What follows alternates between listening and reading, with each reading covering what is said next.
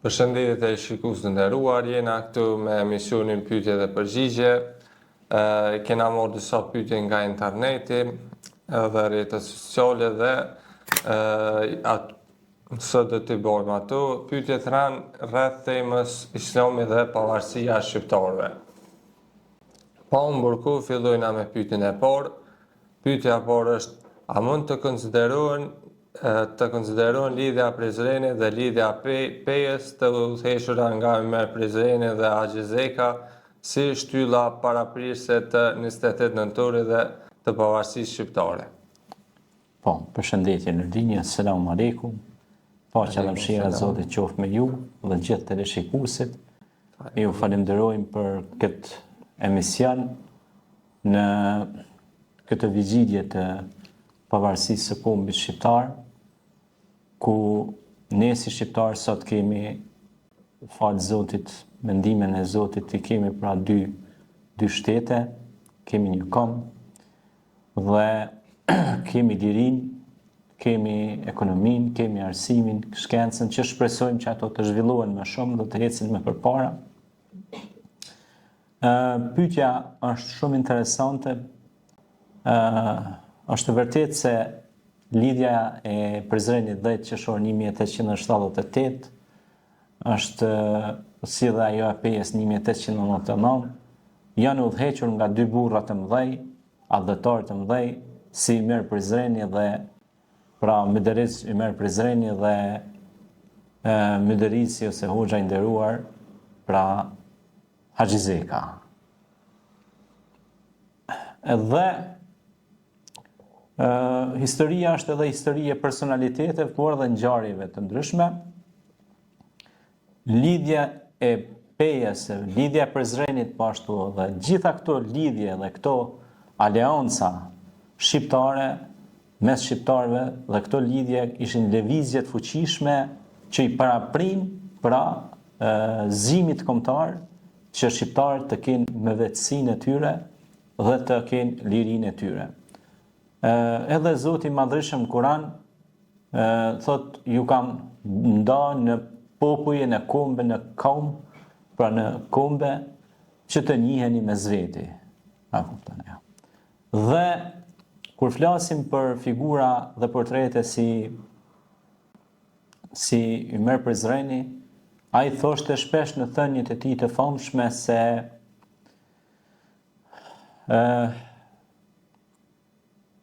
ishte pra gjithmonë si pishtar i dritës për mbrojtjen e atdheut. Ai tregonte në një thënie të tij, thot sikur edhe një fishek me pas qellu, thot me veti ma kish nni zonin Dovleti ose edhe mreti. Thot Hoxha bën turkut pushk me i ra, kështu është një pyetje thot. Po thot nëse është në pyetja atdheu vatani im, thot po ne thot unë i bi qoftë puna dhe në të vallit. Pra sepse a ishte adhetar, a i donë të kombin e vete, donë të gjuhën shqipe, donë të shqiptar, dhe ishte besimtar i madh. Por këtë rast ushtur për Androri Asmani, kuptohet, dhe fillun të bënshin republikat, se cili këqyrë ke shtetin e vetë, kombin e vetë, shqiptarët meten pra të shpërndarë. Pastaj edhe shqiptarët u zgjuan nga gjumi që të kenë edhe ata kombin e tyre, të kenë republikën e tyre. Ashtu siç Kosova u zgju që të ketë republikën e vetë, edhe shqiptarët pra në përgjithësi të kishin republikat e tyre, të kishin pra shtetet e tyre. Siç janë shtetet e bashkuara të Amerikës, ashtu edhe ne si shqiptar kemi shtetet, kemi gjuhën, kemi kombin tonë, kemi besimet tona, kemi besimin tonë, jemi musliman. Dikush ka një besim, për shembull dikush është i krishterë, dikush ka një besimet e veta. Ne kum dinu, kum mori e din, pra secili ka besimin e vet. Ata kanë fenë e vet, na kemi fenë tonë. Mirë, po neve na lidh gjuha, na lidh kombi, traditat tona e kemi. Për shembull, ky pris i bardhë me kokat tona është mbajtur edhe nga Hoxha i nderuar Ymer Prizreni, i cili ka qenë kryetar i lidhjes së Prizrenit.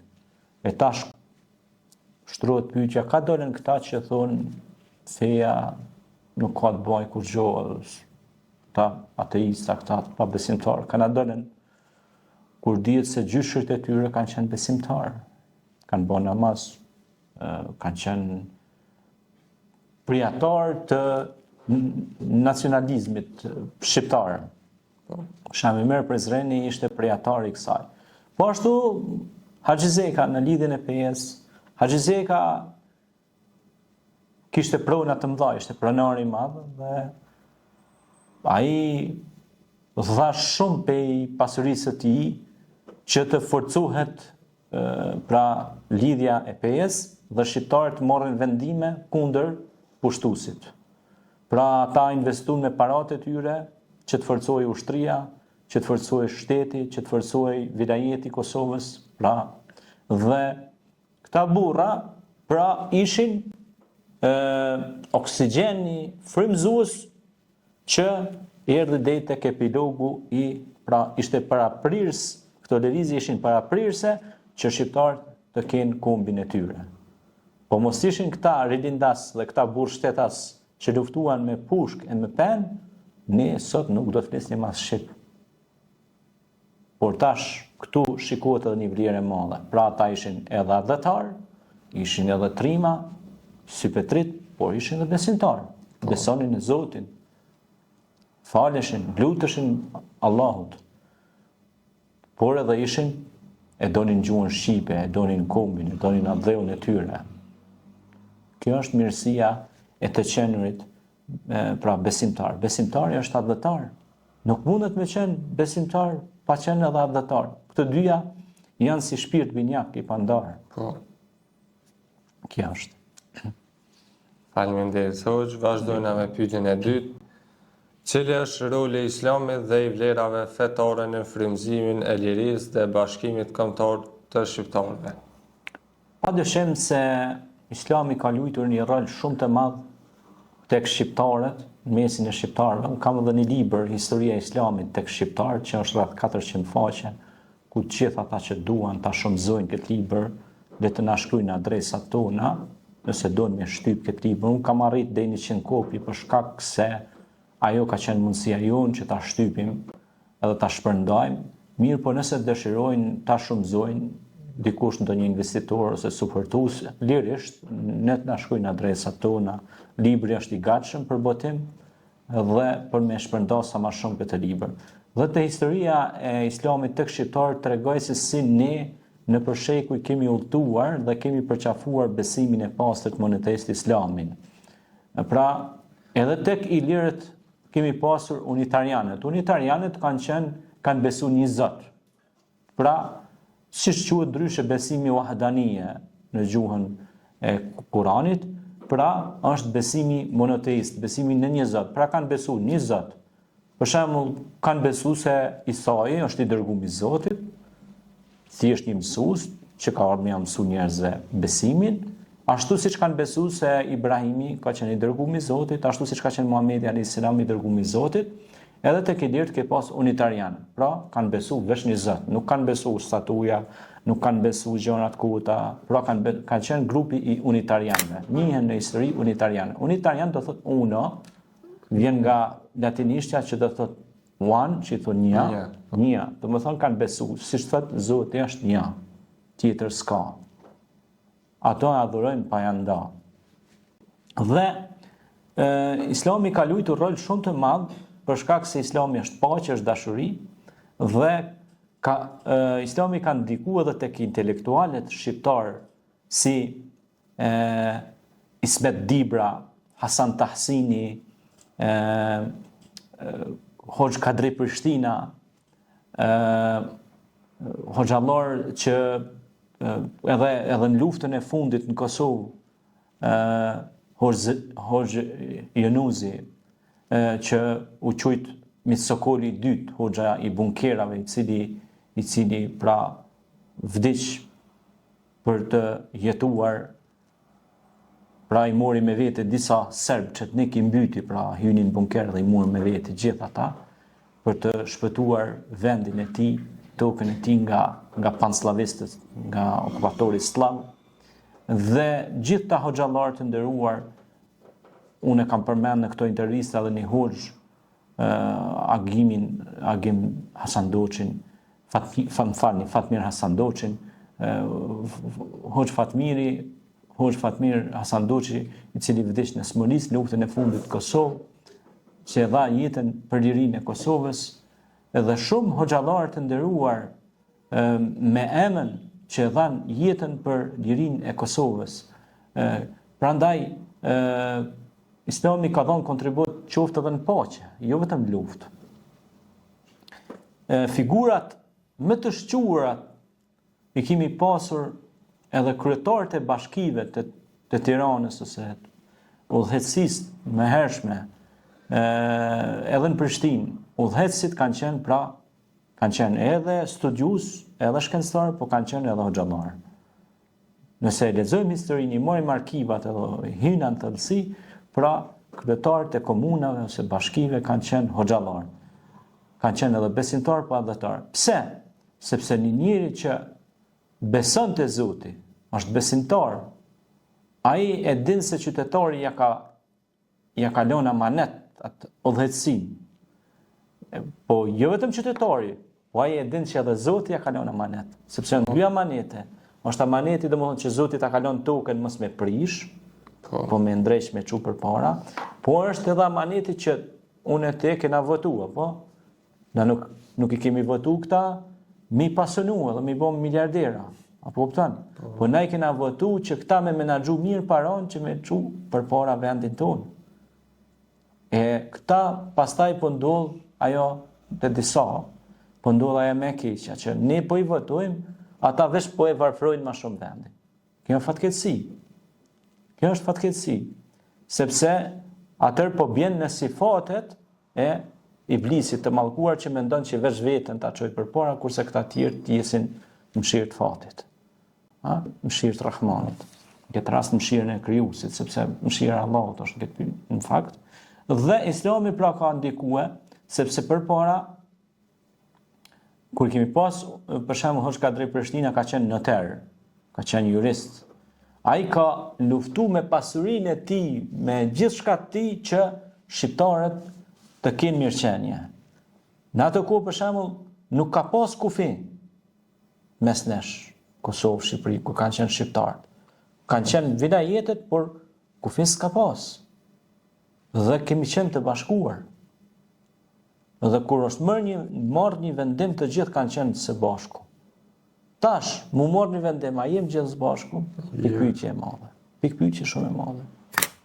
Prandaj, dhash Zoti, mendimin e Allahut, Zotit madh që na ka kriju inshallah, gjithmonë bashkohemi edhe njerëzit që na rrethojnë e që janë mesin ton punojnë për këtë kauzë.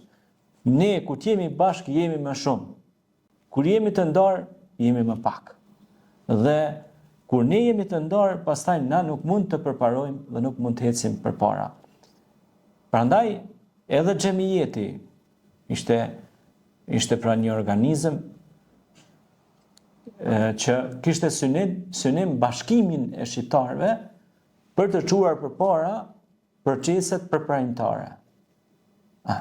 Pra kjo ishte pra ideja që shqiptarët të bashkoheshin dhe në mesin e tyre ke pas edhe besimeve tjera që janë bashkues, pra nuk kanë bërë dallime fetare ose caktuara kështu. Që ata të bashkohen dhe ta çojnë përpara kombin shqiptar dhe të ecin përpara. Edhe Islami na mëson. Islami, Kurani na mëson thotë wa'tasimu bihablillahi jami'an wa la tafarraqu. Mos u përçani me zeti, bashkonu. Esni përpara. E kush del tani thotë Islami ka rol përçars, ajo ka bë gabimin më të madh më.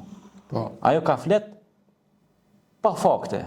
Ajo ka flet në efekt dhe ajo ka flet duke qenë mashës e vegël e dikujt e caktuar. Po si ka mundësi që ai të thotë ashtu kur dihet se gjyshrit e tij kanë falë 5 vaktet namaz dhe kanë vdekur për këtë tokë Kosovë. Po edhe për Shqipëri.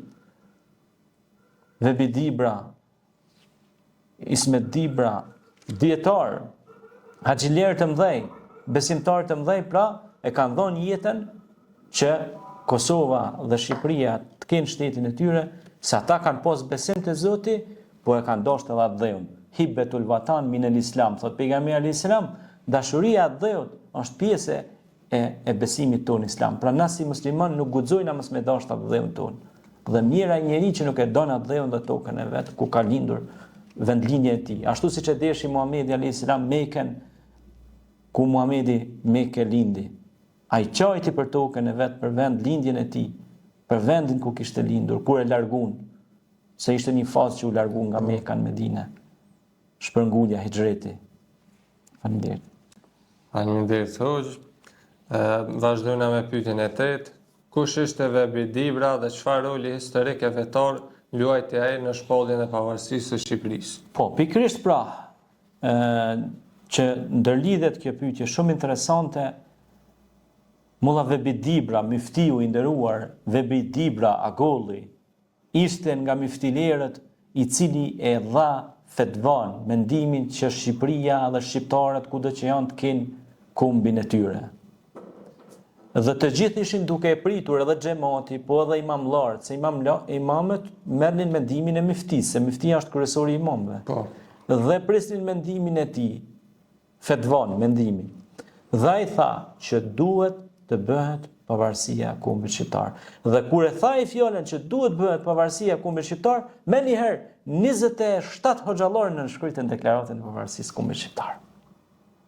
Pra shikoni çfarë ndikimi kanë krerët udhëheqësia, sepse udhëheqësi i është besu detyra. Nga imamët është zgjedh mifti. Po ti pse e zgjedh tash mifti, nuk do të thotë që ti me shkel mbi gjakun e të parëve, me shkel mbi trullin ton. Nuk guxon ta bësh ata, sepse Zoti jep forcë pastaj djem vetri e popullit që të nxjerr komplet pjesa e kaloja. Mos mendo që ajo është kaloja e përhershme. Mundet më po shumë e përkashme. Dhe ai ishte besimtar, ishte mifti i nderuar dhe e dha mendimin që shqiptarët kenë me vetësinë e tyre. Një patriot i madh, një burr i lartë.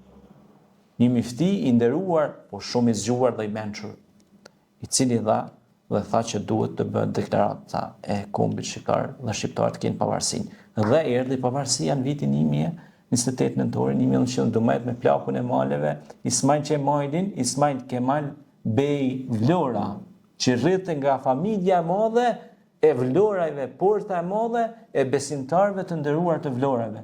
Ai ishte besimtar. Kemal emrin. Haxhi Kemal Vlora. Ai ishte besimtar. Edhe e çoi përpara procesin e kauzës shqiptare. Kjo është. Faleminderit Hoxh. Vazhdojmë me pyetjen e katërt. Si ndikuan Hafiz Ali Kurça dhe Hoxh Ibrahim Dalliu në ruajtjen e identitetit kombëtar dhe shpirtëror gjatë periudhës së rilindjes?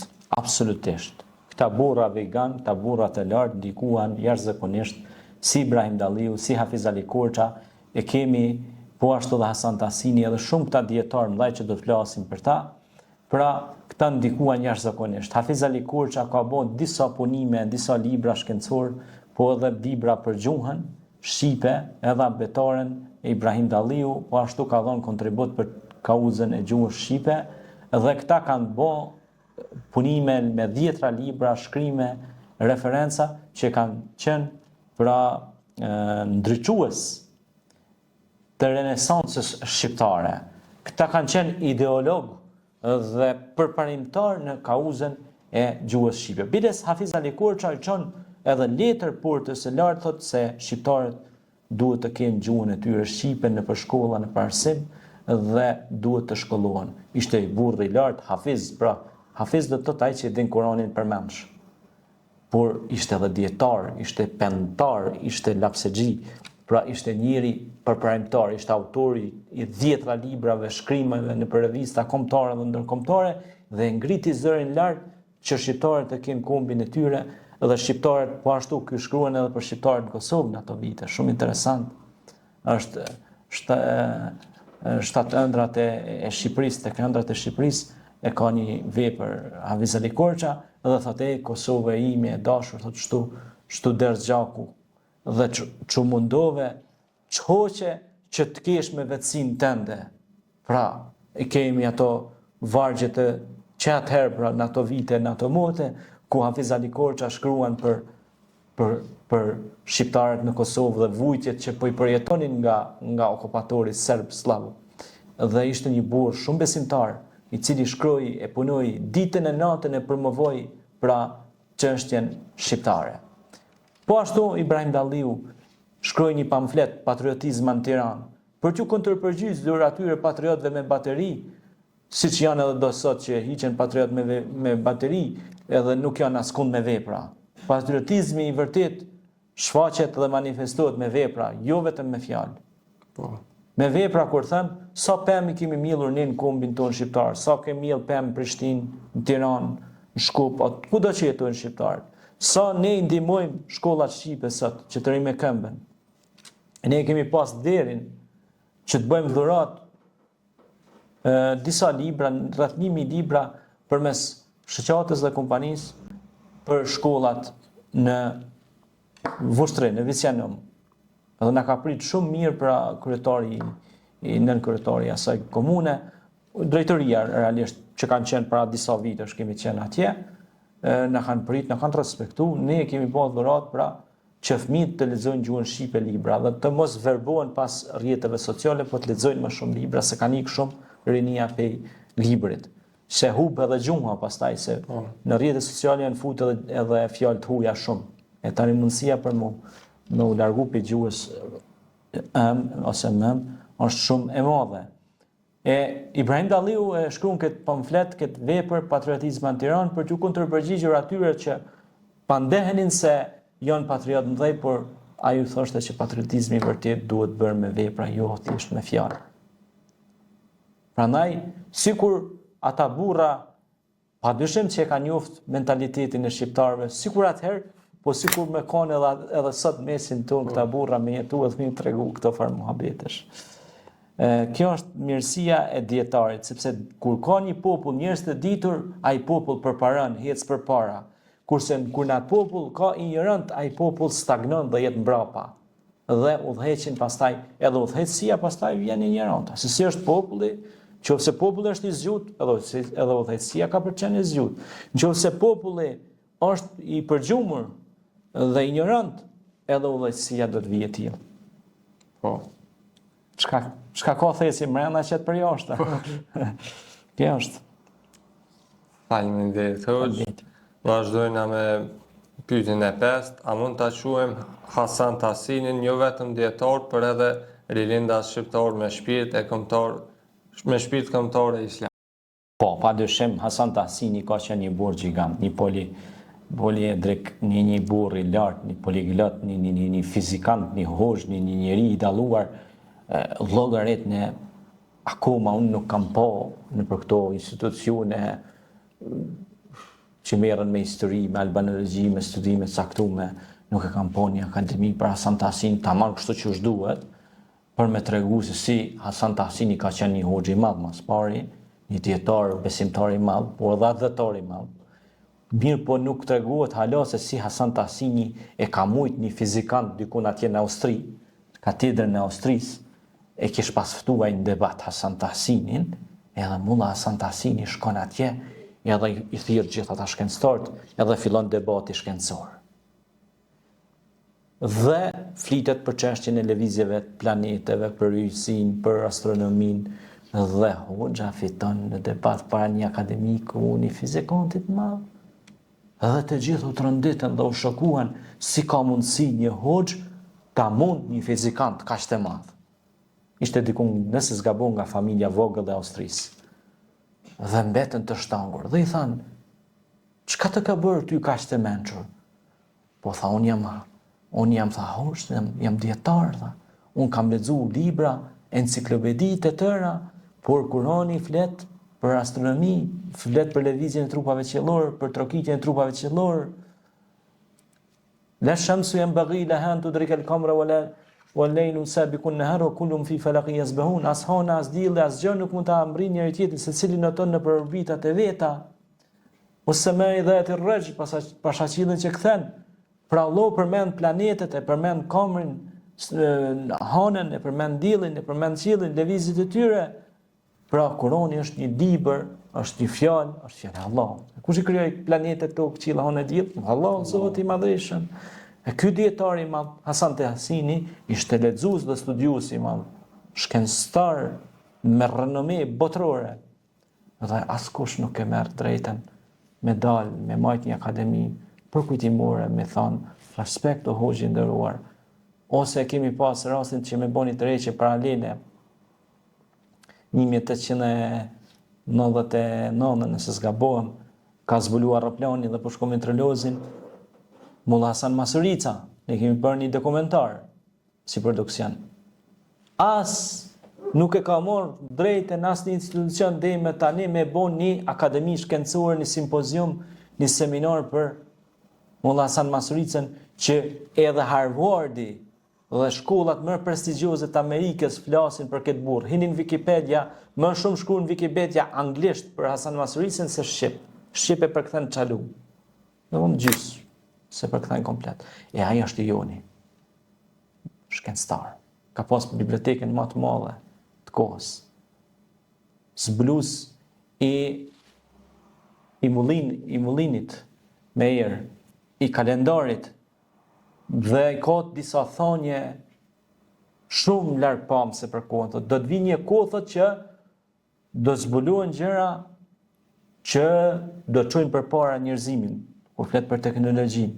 Thot, por nëse ajo nuk kontrollohet, thot ajo mund të jetë shkatruese për njerëzimin. Për shembull, inteligjenca artificiale ose teknologjia sot, që mundet, nëse s'ka kontroll, ajo mundet me shkatru njerëzimin, mu kthy bumerang.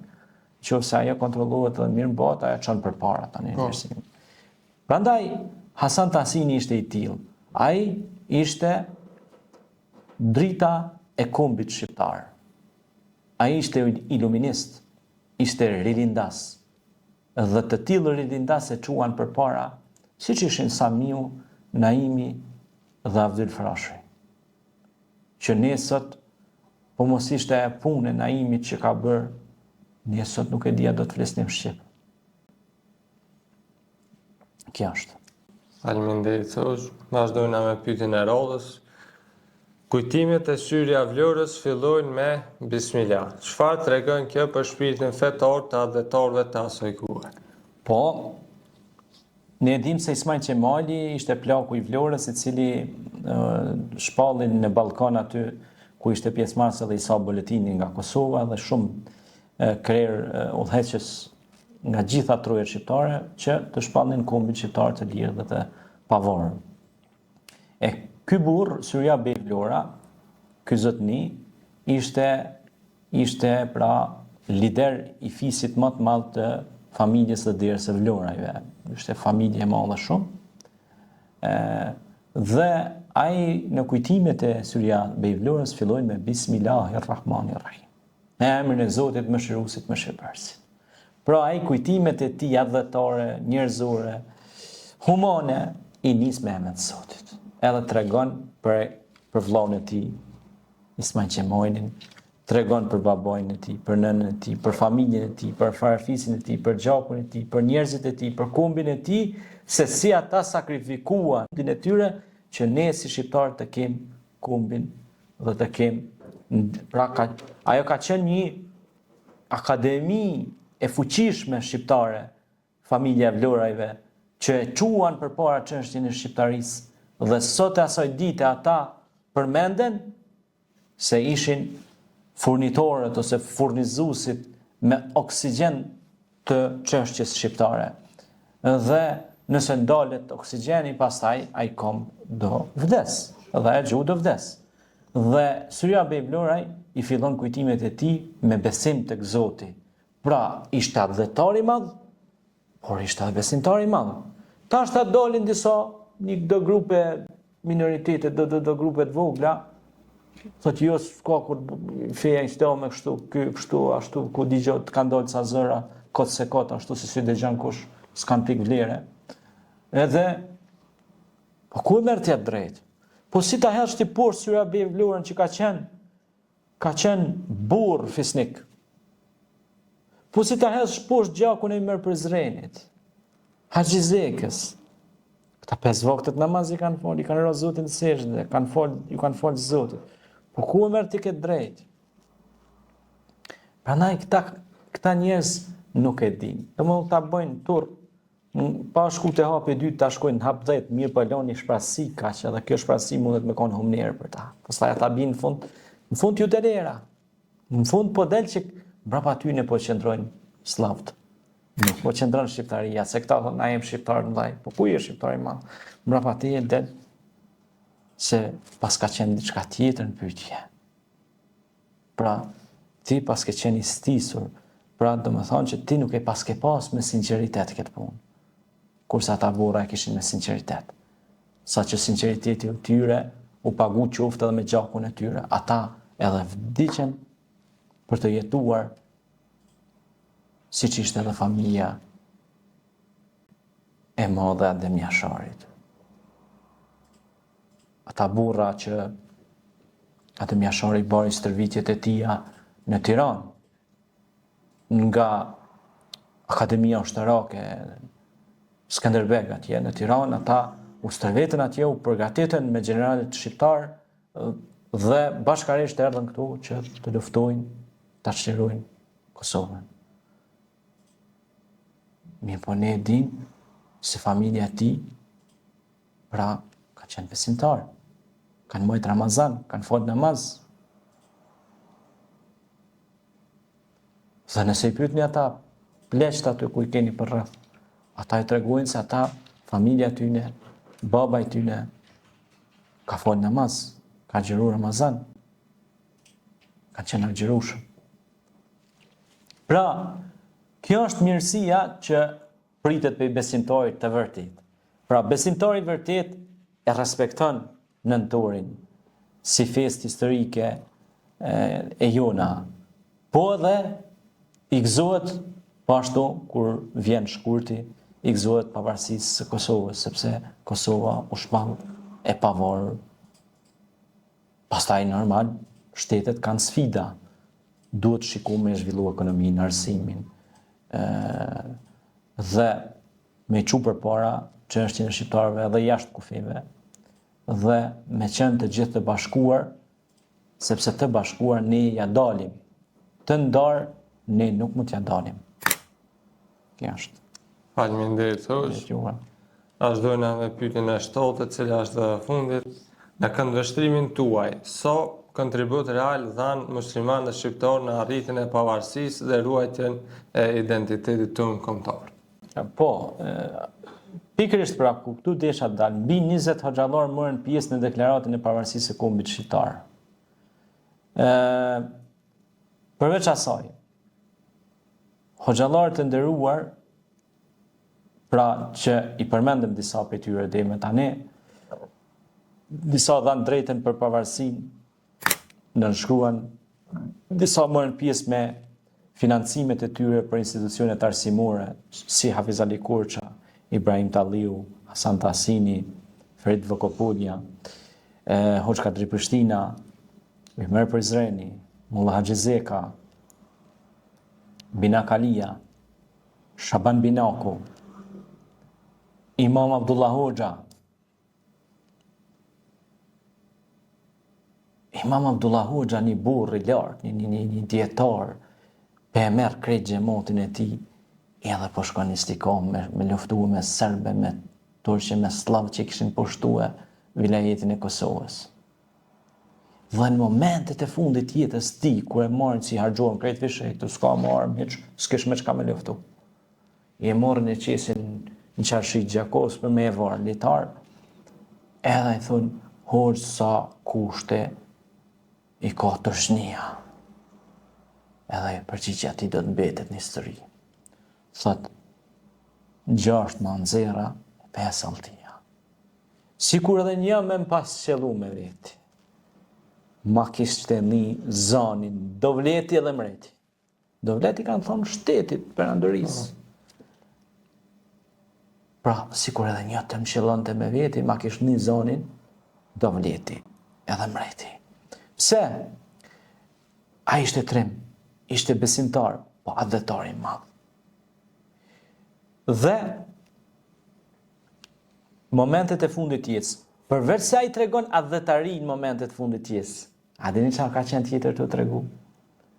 sepse ata kanë folur me algoritma dhe ata kanë qenë edhe dietarë mëdhej, hoxhallar, por edhe adhetar, por edhe dietar. Këtu edhe është tregue që ne nuk i tutem mretit, as kralit, as kërkuj për çështjen tonë shqiptare, ne jemi të gatshëm të vdesim edhe vdiq për atë çështje, po ai u tregon edhe disa qyqarëve që kishin lënë fenë dhe besimin. U tregon se imani ka 6 shtylla, që është manzera, dhe islami ka 5 shtylla, që janë shtyllat e islamit, që është allëtia. Manzera është me e gatë, sepse është iman, imani ka fuqi, pesh, se pa pas iman ti nuk mundesh as me fal namazin, me pranu kushtet e islamit.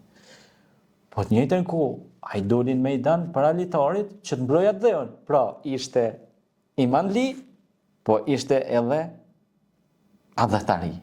Kishte iman, kishte vatan, kishte din, kishte iman, kishte vatan. Kurse disa sot fatkeqësisht nuk kanë as din, as iman, as vatan, as konesan. Po ne lutemi që të rritë të reja të populli jonë të ketë iman, të ketë vatan, të ketë adhe dhe ta çojë përpara. Këta njerëz e çojnë përpara ekonominë. Këta njerëz e çojnë përpara arsimin. Këta njerëz e çojnë përpara shkencën. Këta njerëz e bashkojnë kombin shqiptar dhe këta njerëz i çojnë shqiptar. Pra kur ata e nojnë mbi gjitha çështjen kombëtare para veti. Këta janë njerëzit që kombi ndjet krenar me këta burra. Dhe hala në përhoda ata shahirat këndusi që janë, kënoj hajme det po bon Abdullah Hoxha, jo kështu. Mirë po, ata shahirat e kënojnë ato, por sa po ndikojnë ato vargjet e këne, ose ato se vargjet janë thjesht vargje, po ato historina të këtyre burrave musliman, të këtyre hoxhallarëve dhe dietarëve dhe edhe xhamatli që ka pas njerëz që kanë dhënë jetën e tyre, që s'kanë qenë hoxhallar, kanë qenë njerëz thjesht, po që kanë qenë besimtar. Sa po ndikojnë ato që ne sot ta duam atë dheun tonë. Kjo është një pyetje që lind brenda përgjigjes tonë. Kjo është pra që muslimani nuk guxon mos me dashur atë dheun e vet. Muslimani ka obligim atë dashurinë. Islami edhe këta hoxhallar të nderuar edhe këta xhamatli që u të vuan kudo në Kosovë, trojet shqiptare, kudo që jetojnë shqiptarët, ata dhanë gjithçka nga vetja e tyre që ne sot flasim shqip, dhe të kemi institucionet tona, të kemi pra këtë gjuhë të bukur dhe të mirë. Faleminderit. Faleminderit. Që kjo është e gjitha për sot. Ju dëshiroj të falenderoj edhe shikuesit na kanë përcjell dhe ju uroj një ditë të mbarë. Faleminderit.